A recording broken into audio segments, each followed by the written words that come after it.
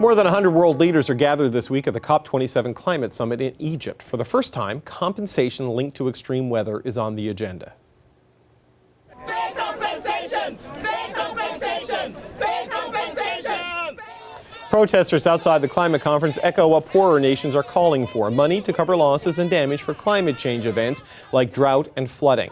Some European governments have answered the call, but Canada to this point has not. Steven Guilbeault is the Minister of the Environment. He's at COP27 in Egypt. Minister, I'd like to start with the loss and damage issue that's emerged at this conference. Less developed nations, particularly in the global south, they want richer countries like Canada to compensate them for the loss and damage they suffered from climate change. What's Canada's position on this issue? We actually supported, and we've been on the record for the last 6 months or so, saying we support having a real, frank, and honest conversation about this issue that will start here in Sharm el-Sheikh. We won't solve this here, and in fact, the Egyptian presidency of the conference proposed an agenda item where we would give ourselves 2 years to try and figure out what are some of the mechanisms. How can we do that in a way that works for developing countries as well as industrialized nations like Canada. We've already seen, though, sir, some European countries have already moved to put up some money for this at this particular conference. I mean, can we expect Canada to move as quickly and do something similar at this conference, or are you going to take the 2 years that have been presented to you? We've already doubled our international climate finance assistance to developing countries. We're funding a number of different initiatives in different parts of the world, working with women on smart agriculture, climate smart agriculture in West Africa and different countries, working with small island states to help them build capacity so they have an easier time accessing funds that are there. And there are tens of billions of dollars already out there through the World Bank, for example, and other international financial institutions. So we are already very involved, and we need to continue doing it, obviously. But correct me if I'm wrong, sir, but that's the mitigation money that I remember was agreed to last year in Scotland, correct? Is this, or what about the compensation they're requesting now? No. So we're talking here adaptation to climate change. I think it's important in these conversations, before we start talking about numbers, we have to figure out what are the needs. Mm-hmm. We don't even know. What are the sources of funding that can be used? Of course, there's public money. I spoke about international financial institutions like the World Bank and multilateral development banks. What about the role of the private sector, philanthropies? So there's a lot of different things that need to happen. What are the existing mechanisms, either within the Climate Change Convention or other UN mechanisms that we could use in the context of helping developing nations face the impacts of climate change? These are things that we haven't. It's a conversation that's starting. So before, Canada says, okay, well, that's the number we'll put on the table. We wouldn't even know if that number is enough, not enough, adequate. We don't have a clear picture, which is why it's important to figure this out before we start talking about how much money we're talking about. Right. So a concept you're committed to, but the details of what that financial commitment might be will come later. Of course, yes. Okay. All right, I want to ask you about something else. There's been some criticism of the Canadian delegation at this conference, that the fossil fuel industry is part of this. Why did you feel it was necessary to bring the oil industry to a climate conference? Well, the commitments we made to Canadians when we started working on climate change is that we would work with every sector, every regions of the country, and every sector of our economy to tackle climate change. We're working to decarbonize the cement industry and the aluminum sector in Quebec and BC.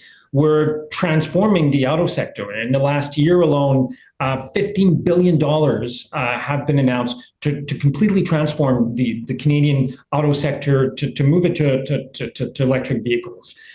But we also need to work with the oil and gas sector. It's the largest source of emission in the country, and we need to work with them to decarbonize their footprint, as we need to decarbonize everyone's footprint. So for us, it's an issue of equity. And when we talk about the transition, we always talk about a just transition. We want to work with everyone in the country to ensure that Canadians can tackle this together. Right. So, Minister, the oil sector is there, but there's also been some criticism and questions over the fact that the Prime Minister is not at this conference. What message do you think it sends that Justin Trudeau is not at COP?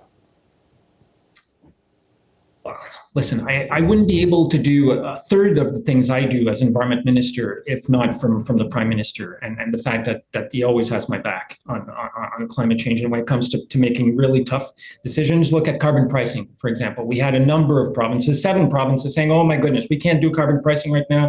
It's too complicated, it's too difficult.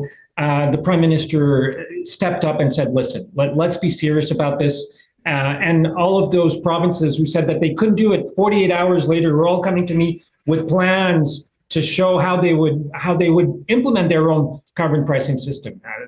And I mean, the Prime Minister cares so much about this that he accepted a request by the United Nations to host the next biodiversity conference of parties in Montreal in about a month from now.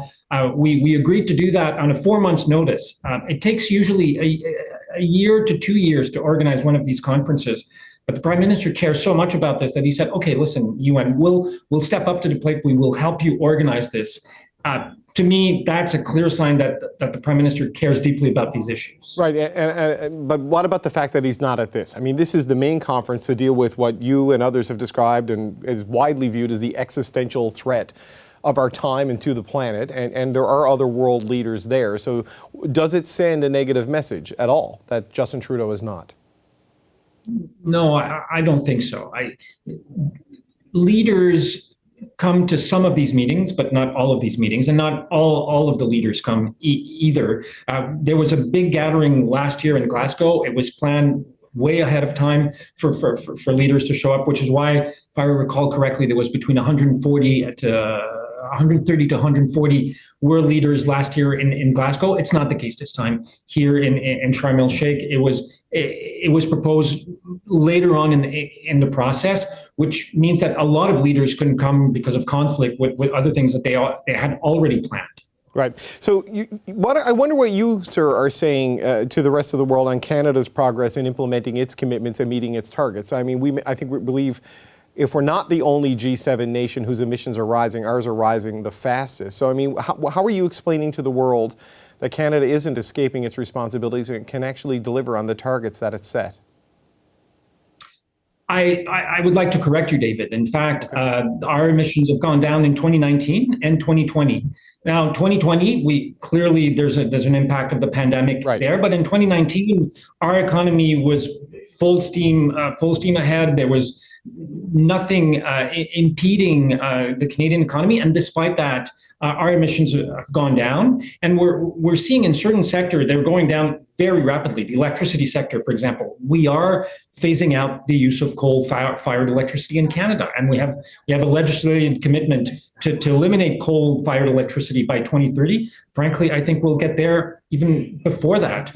We're on track to reducing methane emission from the oil and gas sector. We will almost half those emissions in 2025, not in 2050 or in 2040. In the next 3 years, methane emission, which is a very powerful greenhouse gas, almost 30 times more powerful than CO2, we will reduce those emissions by at least 40% by 2025 in the oil and gas sector. And we've made a commitment to go to 75% methane reduction by 2030. So I think people are seeing that. I mean, we are an oil and gas producing nation. We have a large carbon footprint. I think people see that we're trying really, really hard. Our carbon pricing system is quoted as an example that countries should follow by the International Monetary Fund, the International Energy Agency. So I think people see that we're trying really hard, but we have a lot of work to do in Canada, and I'm the first one to recognize that. Okay, Minister Guilbeault, thank you so much for your time. Thank you, David. Have a good day. Hi, I'm Vashi Capellos, host of Power in Politics. See more of our show by subscribing to the CBC News channel or click the link for another video.